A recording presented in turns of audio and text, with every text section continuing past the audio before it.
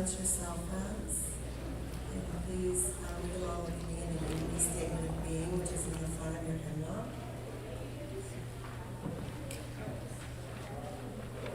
There is one presence and one power and distribution in our lives and in the universe, God and in the unity of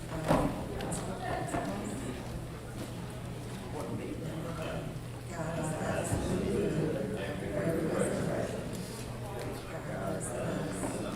Therefore, we are inherently good. We are co-creators.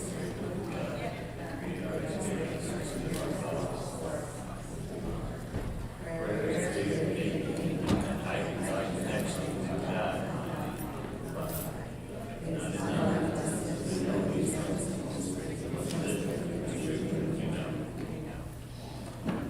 And then the first hymn is on page 2, the Lord's Prayer. Please stand.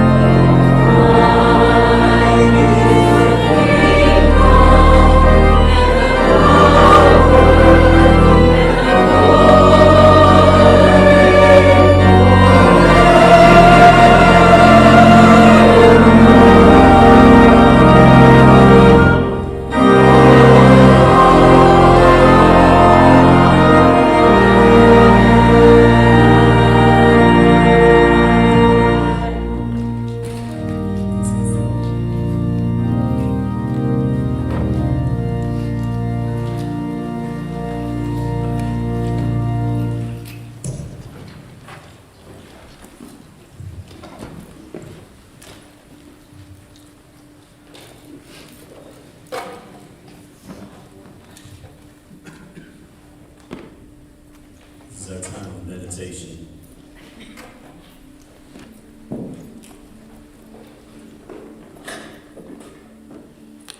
Where we quietly close the door.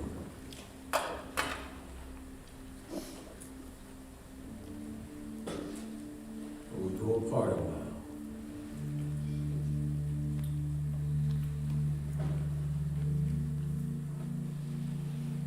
We move within.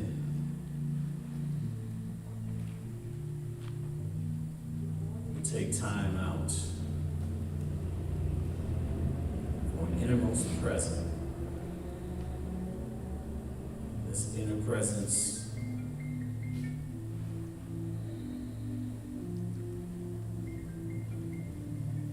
is you.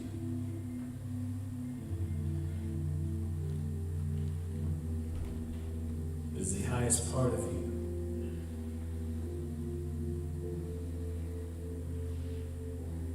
It is the highest potential of you.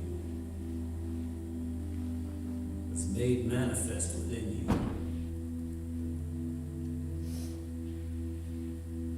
It is the divine radiance that shines ever so brightly. within you.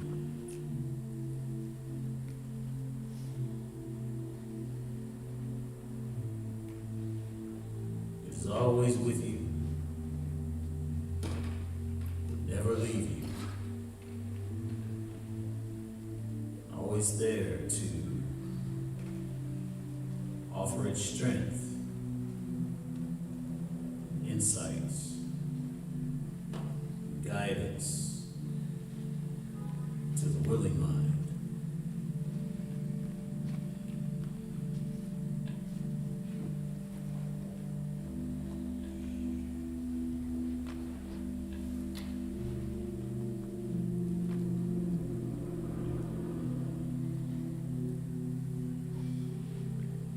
Like flowers to the sun, this innermost presence,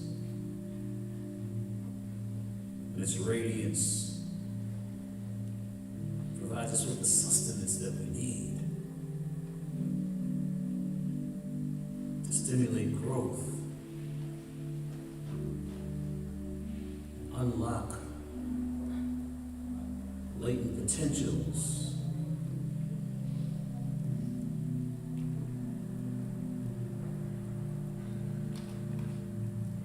that are within you.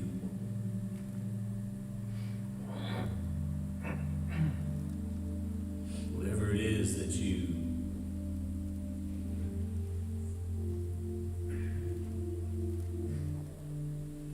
think or believe you know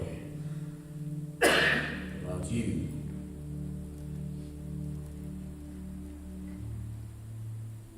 is nothing compared to all there is to learn.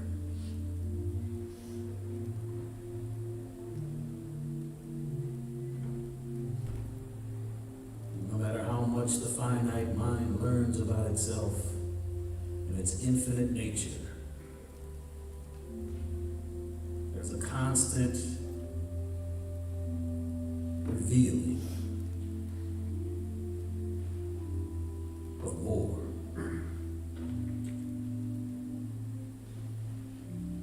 More to discover, more to experience.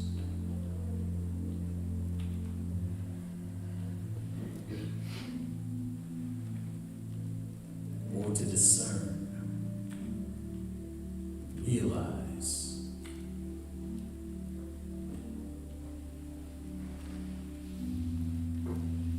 So be still, brothers and sisters.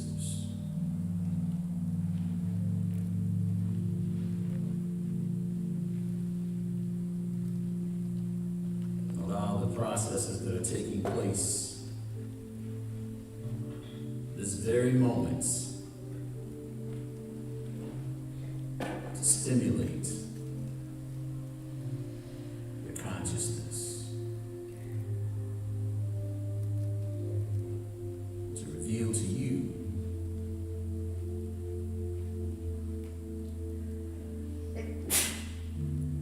that which is to be realized.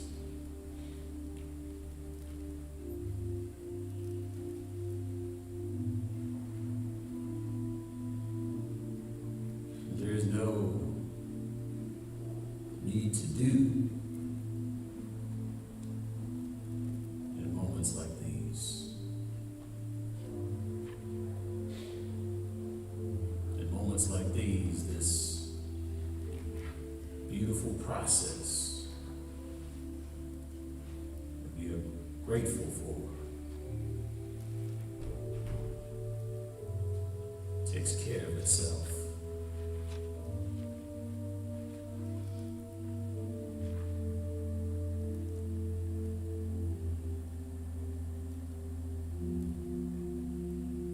So enjoy these moments of stillness, of peace, of tranquility.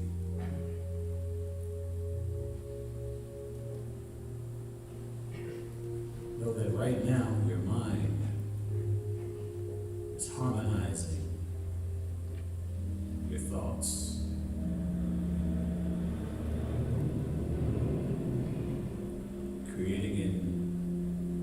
inner peace that you are right now experiencing.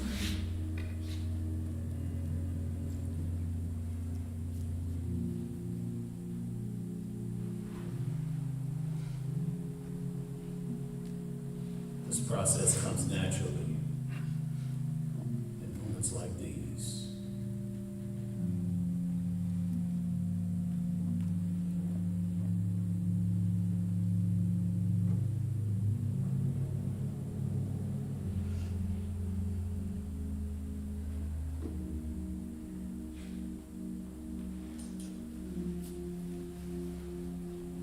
As you are in this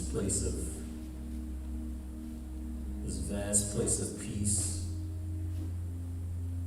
this inner space,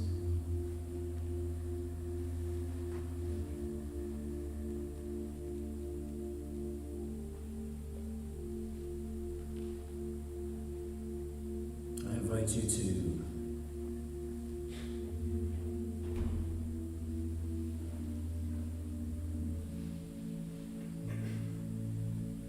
contemplate what purpose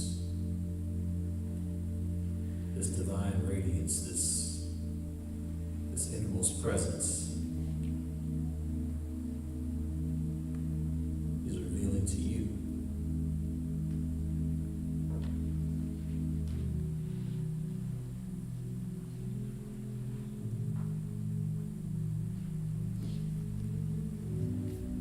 For there is an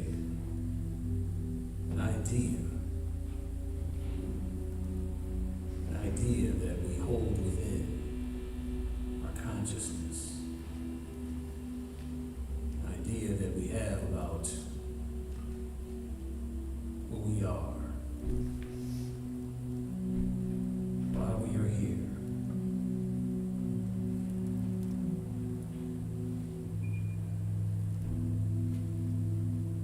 What purpose do we have?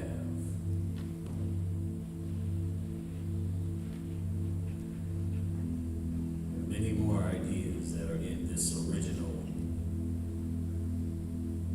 core idea of who you are.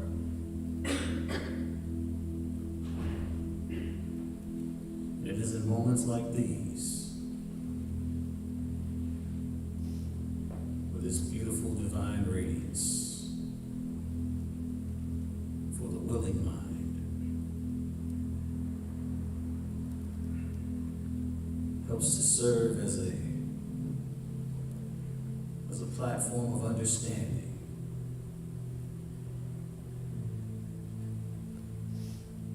In the journey of the willing minds, endeavor to know thyself. Know who it is.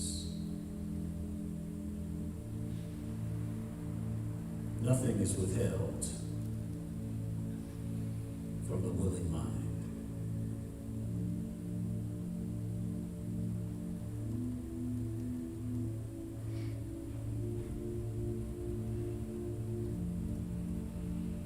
Know that all ideas, even ideas that are not true, serve a purpose.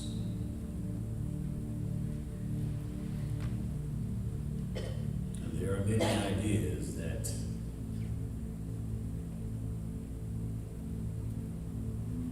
we hold about ourselves in this core idea, this mental picture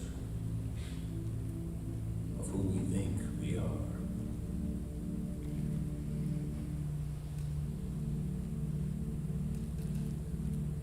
And this serves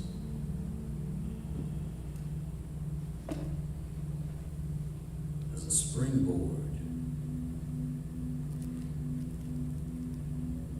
for the journeys that we take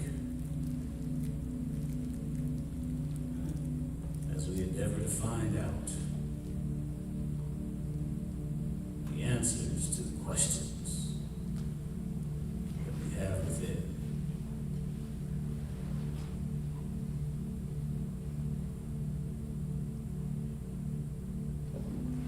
this beautiful journey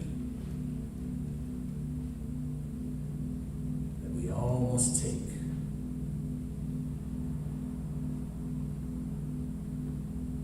But an intimate understanding is obtained.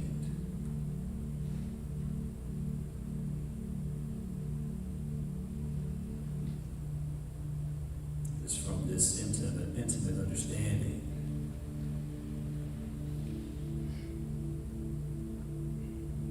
that manifests greater versions of ourselves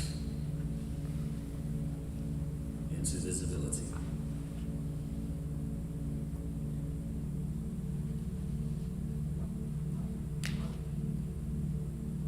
This too serves a purpose.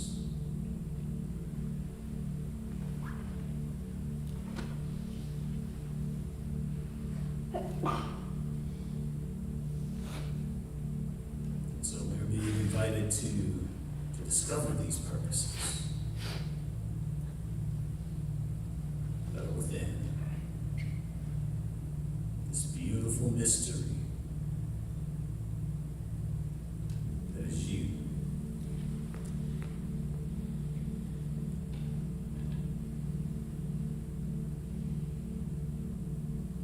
So whatever thoughts you've been entertaining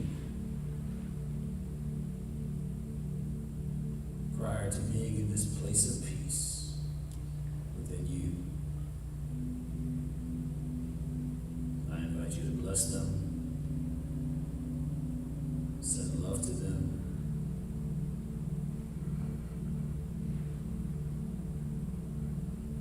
and tell them peace, be still.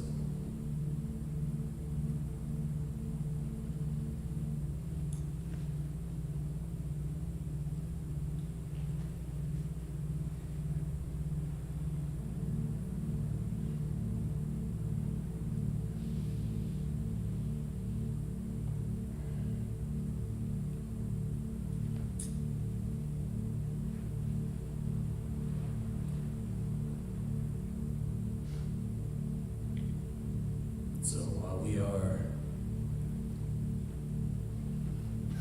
experiencing this beautiful peace right now, together,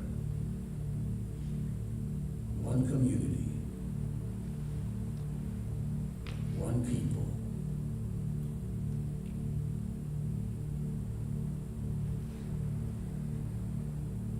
know that our minds are joined.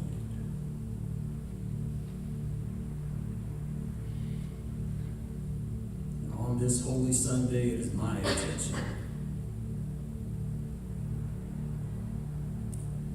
to better align my consciousness with spirit,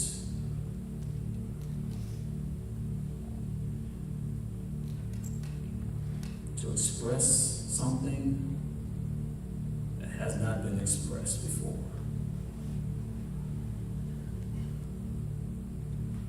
To bring forth a renewal. Consciousness renewal on this Holy Sunday.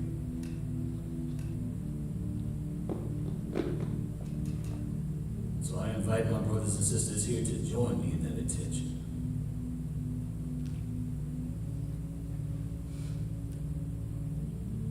And this intention and manifestation, bringing forth something new.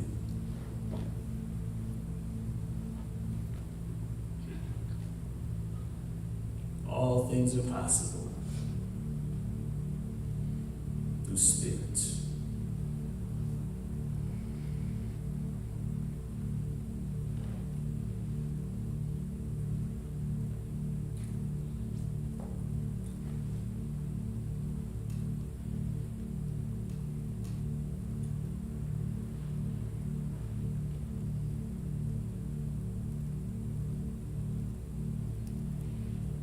See the end result. Raising of consciousness. We need not know the how.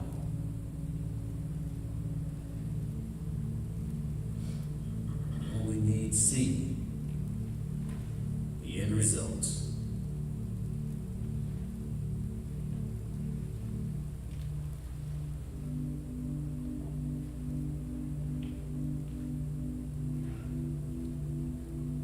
You only need to have faith in the process that will get us there.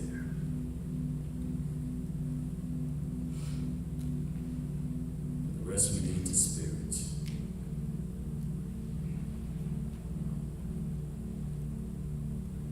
This is the way of divine being.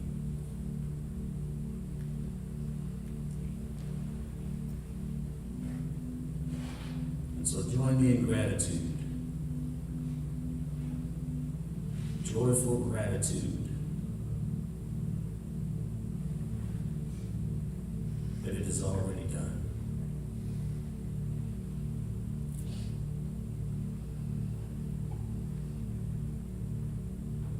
That all intentions are instantaneously answered. And that the power and presence of spirit is in this place.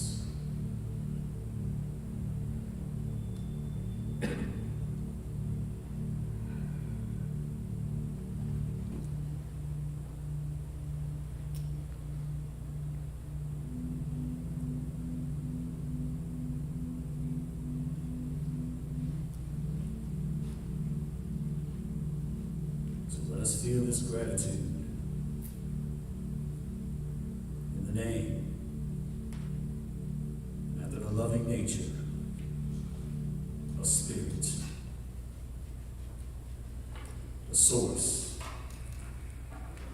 of all abundance. And so it is. Amen. Would everyone please take out your hymnals once again, and please stand and turn them to page number 300. Christ is risen. And it's 300.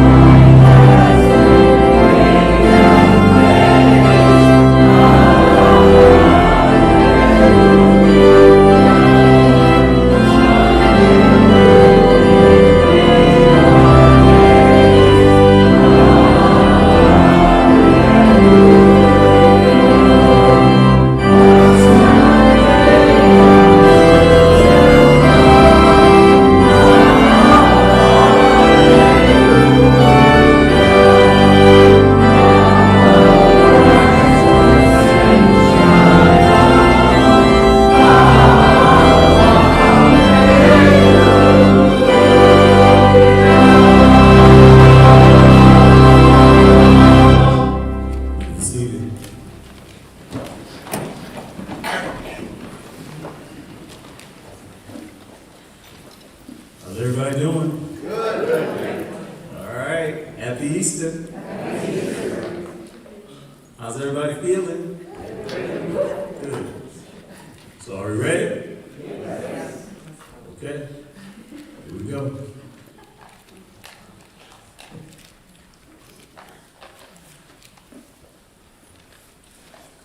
So,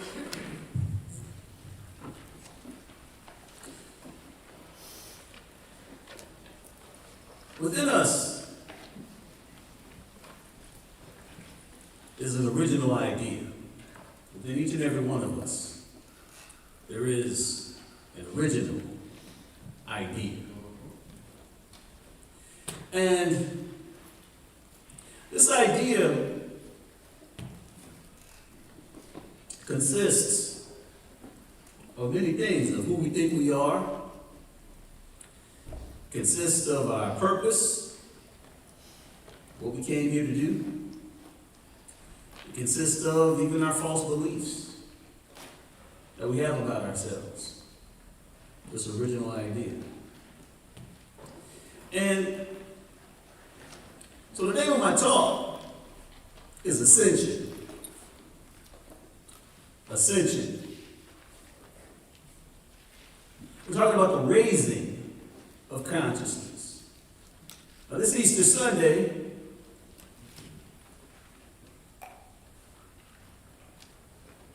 our elder brother, Rabbi Yeshua ben Joseph, Jesus, he experienced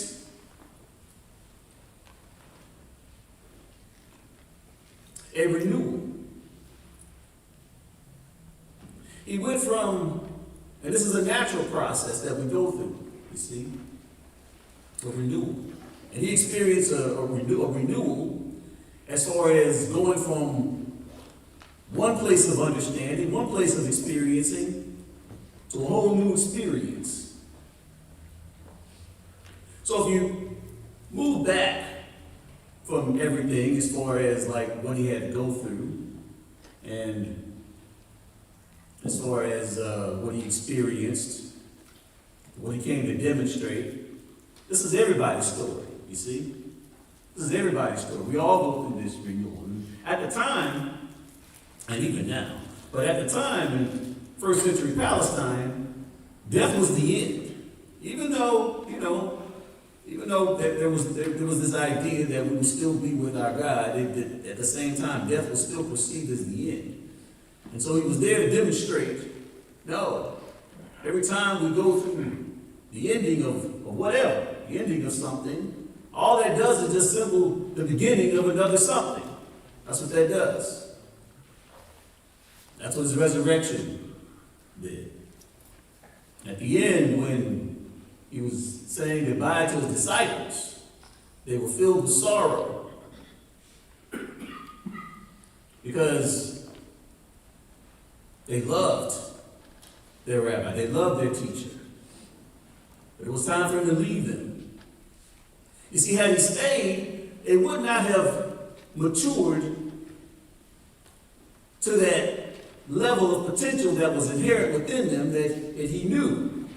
He knew that this is what they had within them, but he had to leave at this point. It was time for him to go so that they can then step into their potential and then begin to spread this idea, this new idea that was in its infancy stages, and then begin to spread it.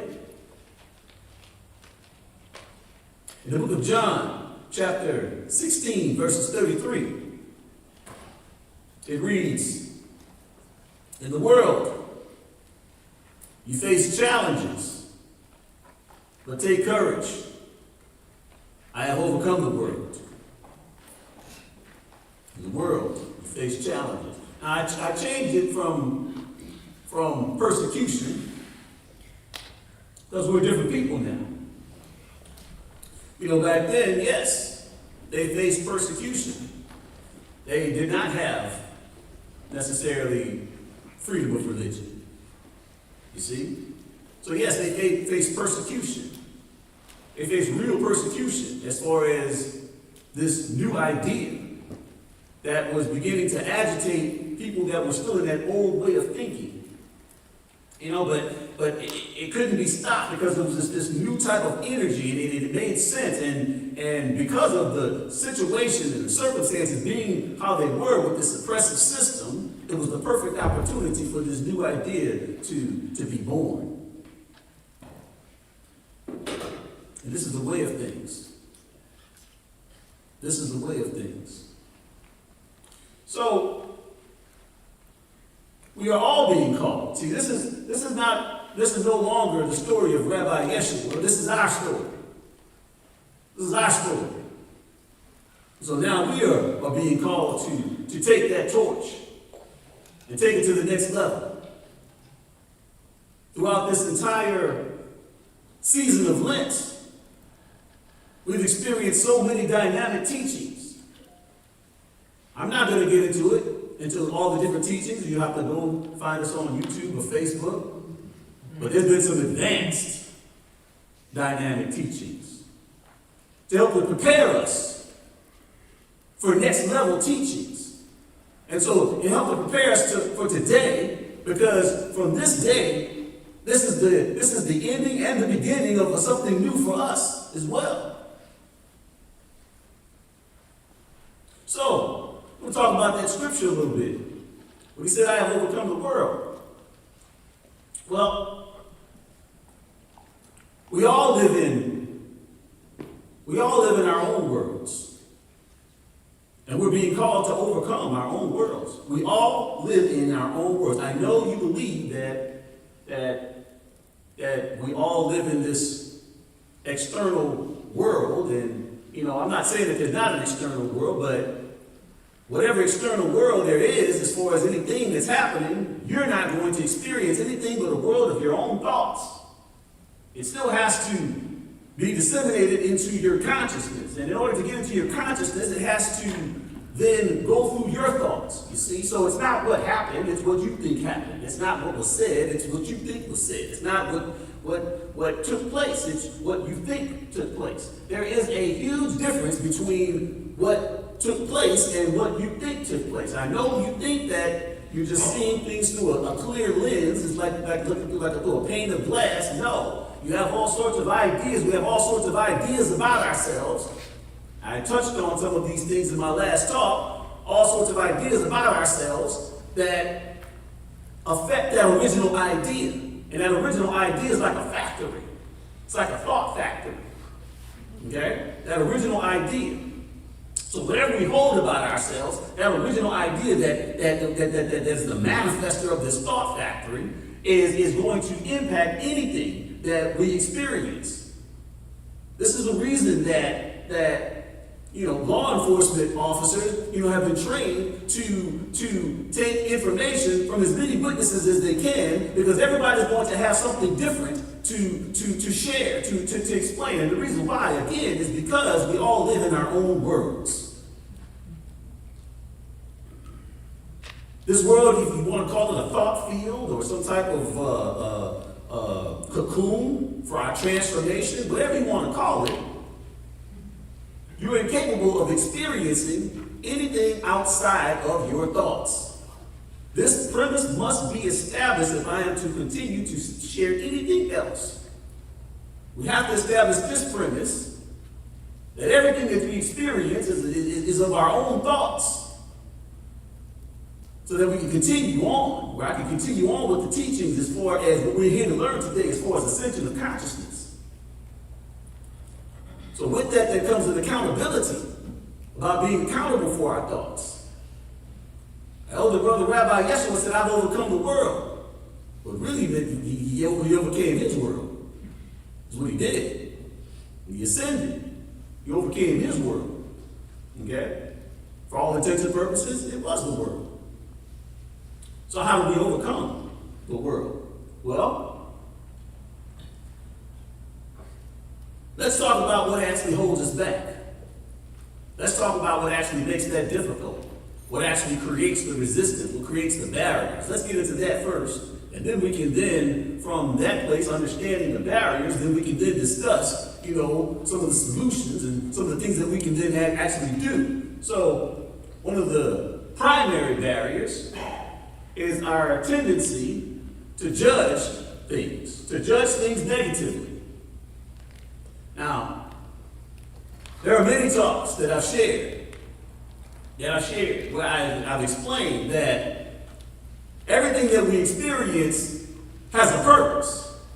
Everything that we experience has a purpose for our good. It's meant to do something. It's not all going to be the roses and flowers and like you see these beautiful flowers. It's not all going to be the roses and flowers. It's not going to all be the sunshines and sunsets and sunsets. It's not all going to be the children on the playground type of things that we love to see and things like that. These things are beautiful, and these things help us to be grateful for being alive, but at the same time, these things don't really have a value as far as our growth.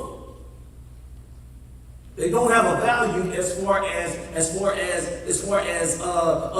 healing the erroneous thoughts that we actually have and creating a therapeutic environment. And so, yeah, we definitely flock to them. We love them, and it's beautiful, but it's more of a restful thing. It's a restful thing. It's like a time to rest because the organism needs to rest. It does need times of rest. It absolutely needs times of rest. Our lives can be stressful, so we need these times of rest, you see. We need these times where we can sit by the water and feel peace, you see. But if all we did was sit by the water and feel peace all the time, if that's all we did was sit on this island and everything was just beautiful, we wouldn't grow very much, you see. There would be no growth, you see. None. So all things that we experience are still going to impact our good, but maybe it's not going to be in the way that we're subscribing. Maybe it's not going to be in the way that we find convenient for us. But it's still going to serve a purpose. So, but when we negatively judge it, there's a couple of things that we do. First of all, we lose sight of the fact that it's actually our friend. We lose sight of the fact that this is our ally, that this is actually a friend. We're thinking it's an enemy now. Okay, so we lose sight of that. And so what else we do? See, there's parts of us in our consciousness that actually match this energy that we are now, this energy that we are now judging to be bad, to be not good. There's parts within our own mind that perfectly match it, you see. And so when we do that, our unconscious then, okay, well, he doesn't want to see these things, or she doesn't want to see these things about ourselves, or about herself, or himself. So at that point, our unconscious then hides these things, you see. It hides it. So then we think that, well, hey, that had anything to do with me.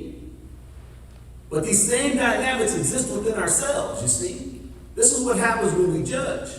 And so, of course, yeah, we create more false beliefs. Now, yes, I have said that our false beliefs do serve a purpose. Our false beliefs certainly serve a purpose. Yes, they do. But do you want to add more false beliefs? Do you want to reinforce those false beliefs?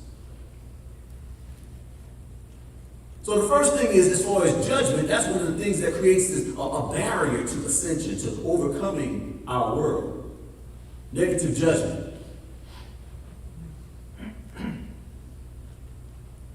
And the next thing is non-self-acceptance. Now, when we negatively judge, we actually add more to the things that we don't accept about ourselves. This is what I'm talking about. We all have ideas that we don't really want to advertise. Ideas about ourselves, and that little original idea that we don't want to advertise those things. The parts that we are happy about, we show those parts. We want to show those parts. The parts that we're not so happy about, the parts that we're not so sure about, we want to hide them. So, when we are negatively judging, we're actually telling a part of our mind, I don't want to see these things. The mind has many defense mechanisms, and so it's going to hide these things from you, so that you're going to literally live in this clueless environment, not understanding that these same dynamics live in you. So you'll find yourself judging your brothers and sisters about the things that are still in you too. But you don't see it though, you see. That's not me. Well, actually it is, but at the same time you just don't see it.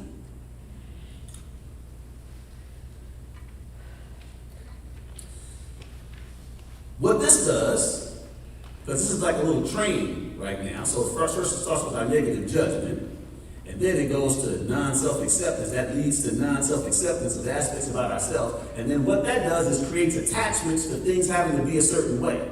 You see, because we're that way with ourselves, you see, we're dictators with ourselves now. We don't want to show certain aspects of ourselves, and certain aspects we do. So there's certain things that, are acceptable, there's certain things that are not acceptable. So we're going to be that way with attachment to outcomes and things like that now. Because we don't have this freedom with ourselves. We're not allowing ourselves to be exactly as we are, you see. So we don't want situations, circumstances, we don't want people to be exactly who they are either. Everybody follow me? Okay.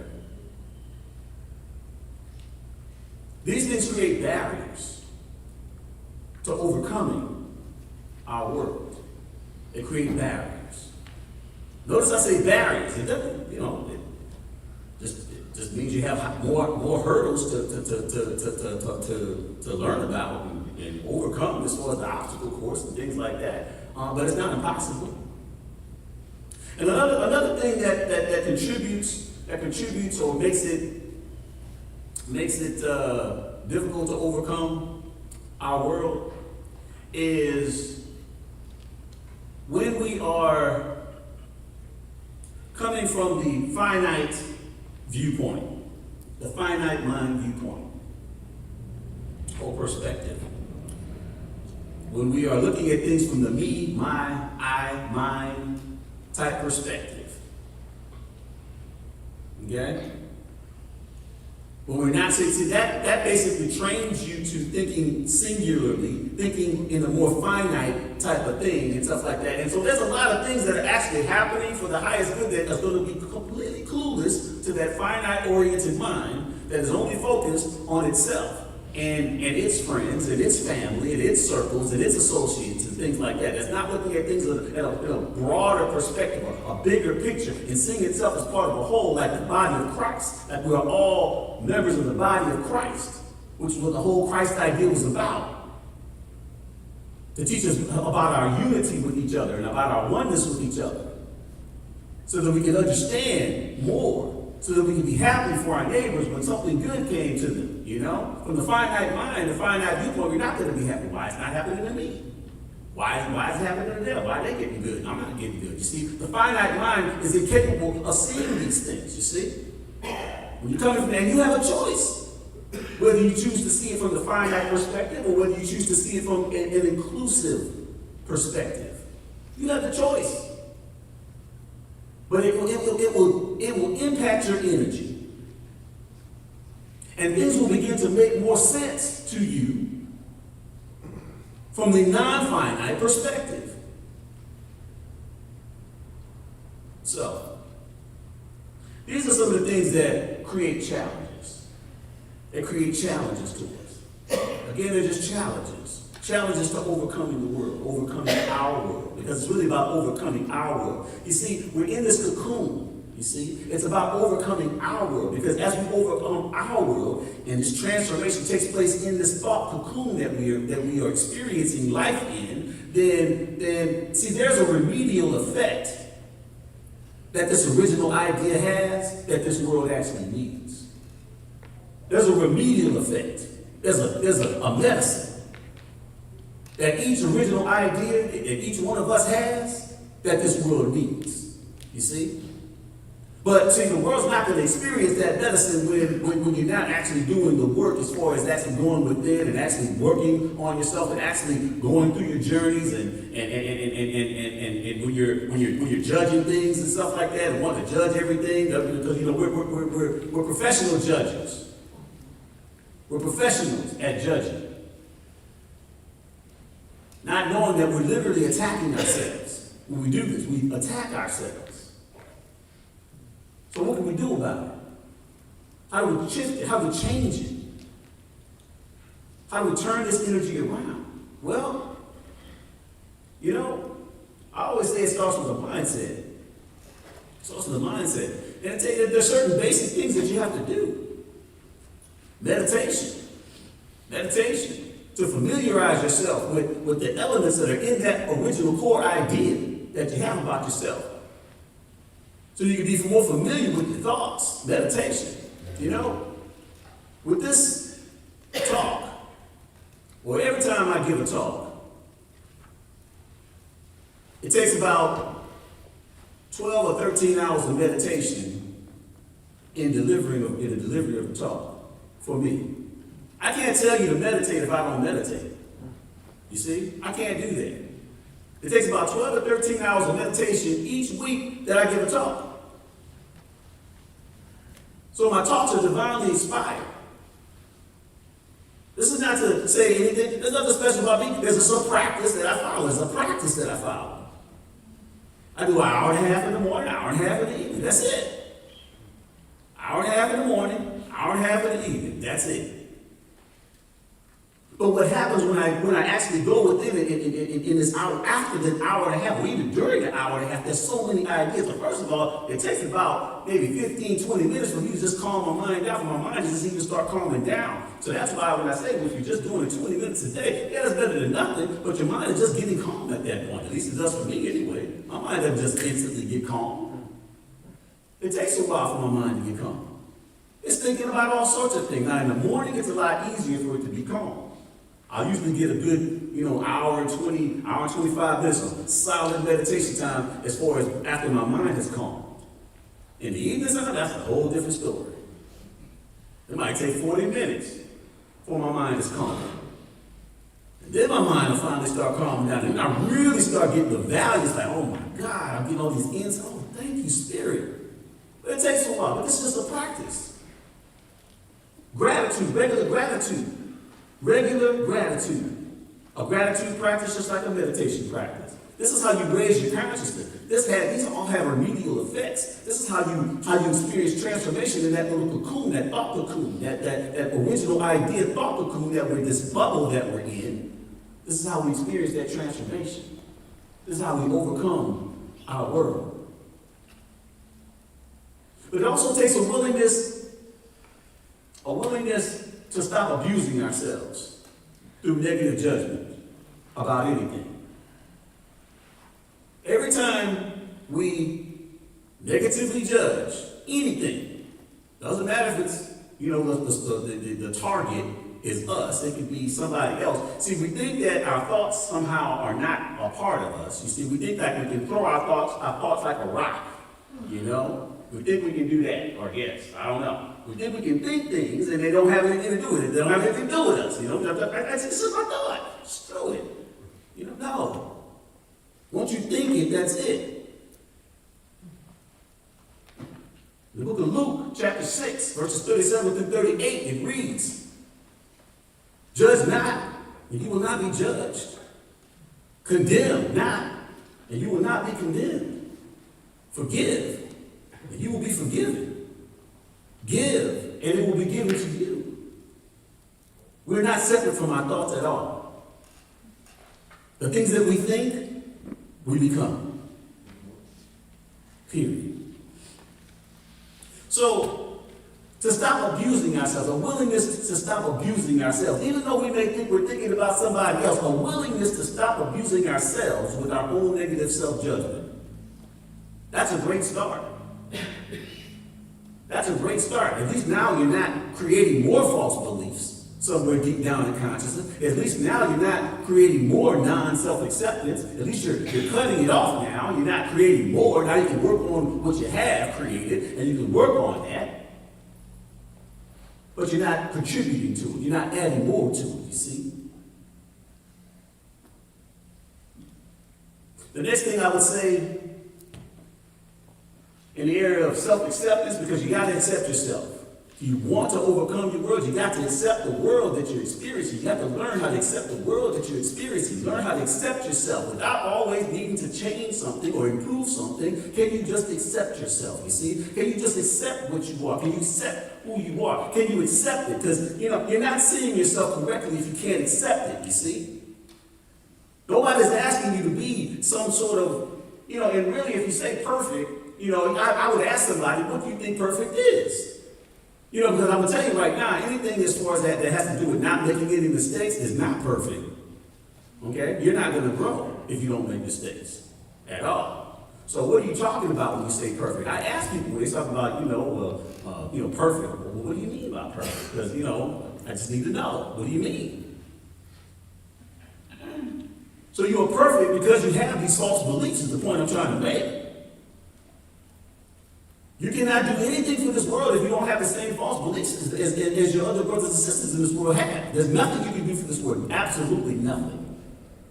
Without having the same things and having to go through the same things. So do not think that our elder brother Rabbi Yeshua had no false beliefs. Okay? Do not think that he didn't have things to overcome. He did say, I've overcome the world. Do not think that he, didn't go through certain things that a young man went through, in his 20s or whatever, or whatever, in his teens or whatever.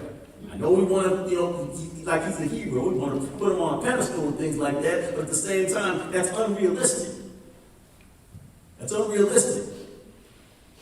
In order to be a teacher, you have to go through things, you see. In order to be a teacher, you have to go through things. So do not think our elder brother Rabbi Yeshua did not go through anything, okay? He did.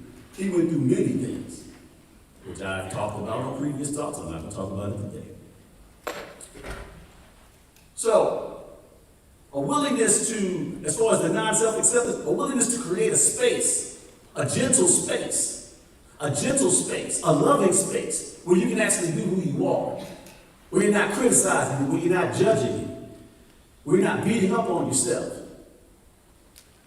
In the book of Matthew, chapter 5, verses 48, it reads, our elder brother Rabbi Yeshua said, be perfect, therefore, as your heavenly Father is perfect. And you see that scripture had to go through two different translations. It went the original Aramaic text, before it was translated to Greek, before it was then translated to English. Okay, the original Aramaic text, perfect, was actually talking about be who you are. He was talking about be who you are. He was talking about authenticity. He was talking about be who you are naturally, you see? Who you are, exactly who you are. Be who you are. That was the original Aramaic version.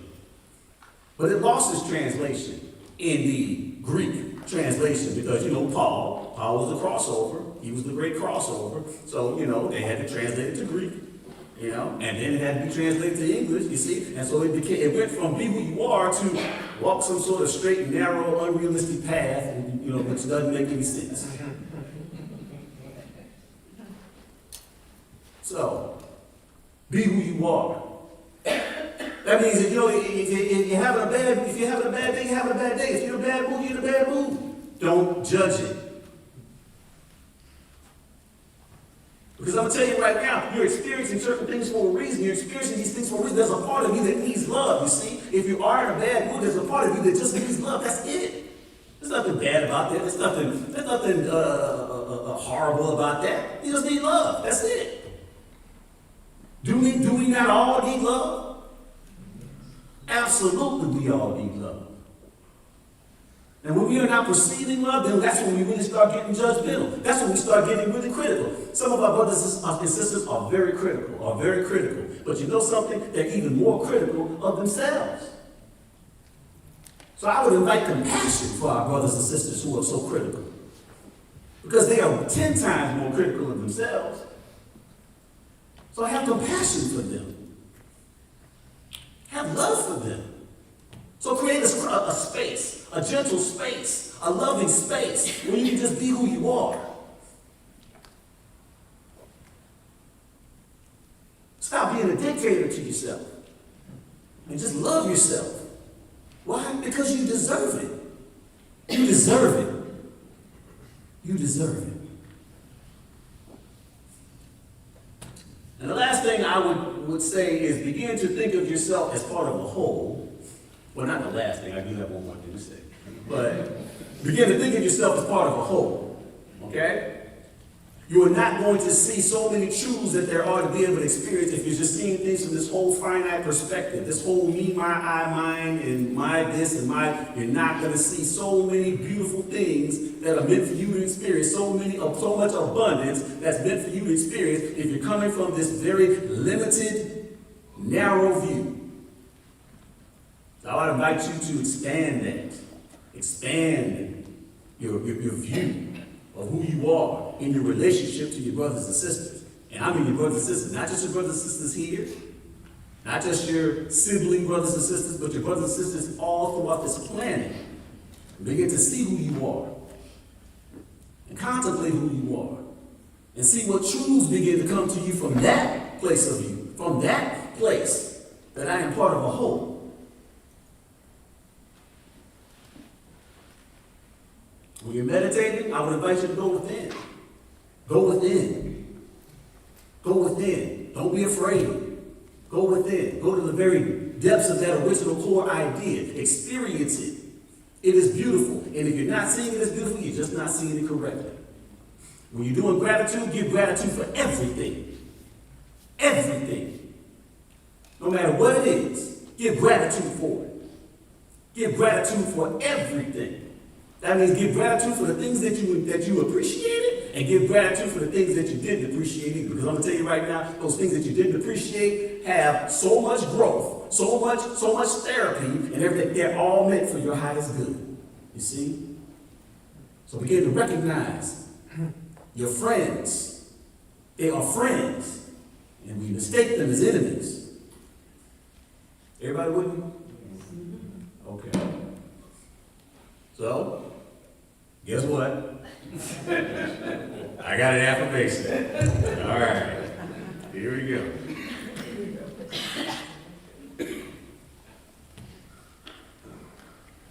As soon as I can open up this.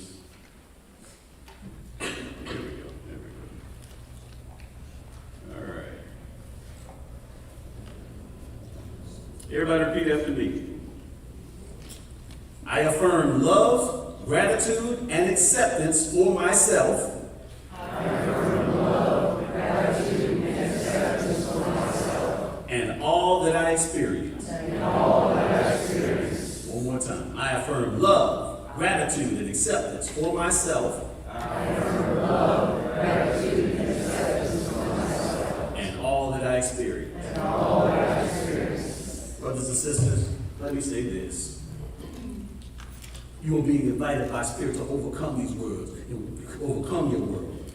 Because when you do overcome your world, when you do overcome some of the ideas that you hold about yourself, see, these ideas that you hold about yourself, they're not bad.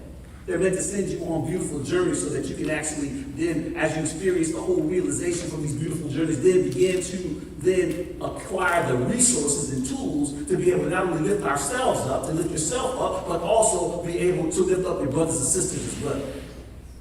It won't be that light that your Father and Mother God intended for you to be. Thank you.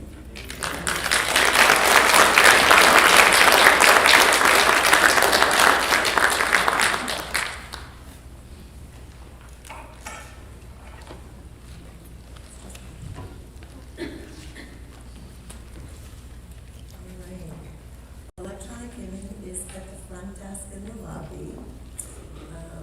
Copies of today's service are available on CD at the front desk. Prayer chaplains are available for one-on-one confidential prayer, and they're going to be at the front of the sanctuary after service. You can follow us on YouTube and Facebook. Next Sunday, Reverend Fleming will be delivering the Sunday message. And at the end of April, our guest speaker will be Reverend Anna Quintana, who will also be doing a Saturday workshop on peace as a daily practice.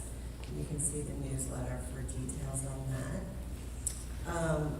So today, we'll be closing the front and rear gates to create a safe space for the children to do their Easter egg hunt. So if you can't stay 10 minutes after the service, you may want to leave right after. For those of you who can stay, there will be cookies and refreshments in the family room while the kids fill their Easter baskets. Is everyone signed up for the newsletter? If not, please see a member of the welcome team and they will hand you a card to fill out. There's a couple people. Are there any new visitors today? Okay, are there any new visitors today? Oh, okay. Would you like to introduce yourselves? We're visiting from North Carolina, Trisha and Brian. Hi. Welcome. Nice to meet you. Welcome. Anyone else?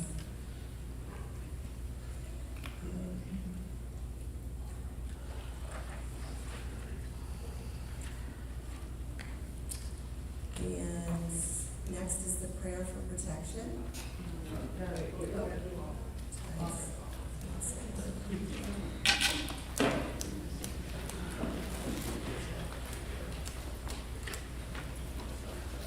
Now it's time for tithes.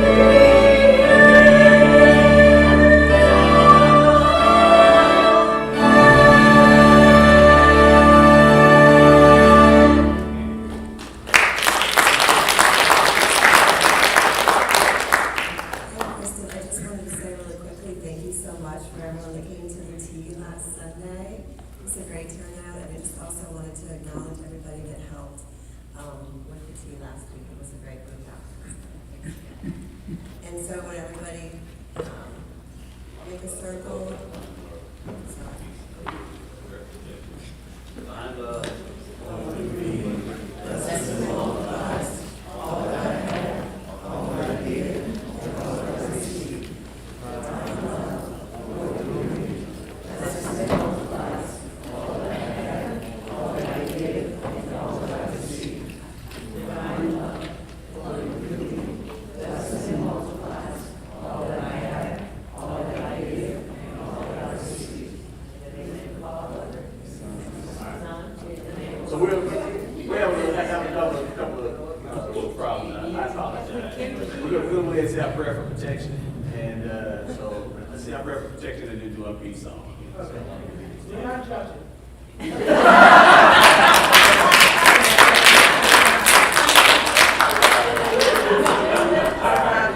So the light of God surrounds us, the love of God enfolds